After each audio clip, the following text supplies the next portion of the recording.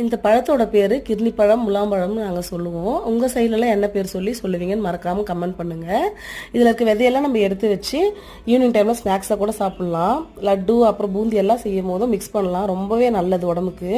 குழந்தைங்களுக்கு வந்து தாராளமாக நிறையவே கொடுக்கலாம். விட்டமின் ஏ கண்டென்ட் நிறைய இருக்குது. ஜூஸஸாக கொடுக்காம இந்த மாதிரி ஃப்ரூட்ஸை கட் பண்ணி கொடுத்தோம்னா அதோட ஹெல்த் பெனிஃபிட்ஸ் அப்படியே கிடைக்கும். குழந்தைங்களுக்கு லஞ்சுக்கு வந்து தயிர் சேமியா தான் பண்ணியிருந்தேன். நல்லா சூடான தண்ணியில் சேமியா வேக வைக்கலாம். கொஞ்சமாக எண்ணெய் உப்பு போட்டு நல்லா வெந்ததுக்கப்புறம் டக்குன்னு வந்து ரன்னிங் வாட்டரில் அதை அலசி எடுத்துக்கலாம். தாளிப்புக்கு ஆஸ் யூஷுவல் கடுகு, கடலைப்பருப்பு, உளுந்தெல்லாம் போட்டு கொஞ்சமாக பச்சை மிளகா போட்டிருக்கேன்.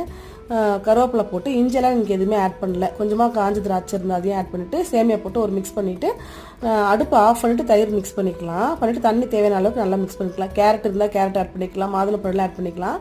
எதுவுமே இல்லை, சிம்பிளாக தான் இப்படி பண்ணியிருந்தேன். குழந்தைங்க ரொம்பவே விரும்பி சாப்பிடுவாங்க. லஞ்ச் பாக்ஸ்க்கு பேக் பண்ணுறதுனா கொஞ்சம் பால் மிக்ஸ் பண்ணோன்னா ட்ரை ஆகாமல் ரொம்ப சூப்பராக இருக்கும். பாய்.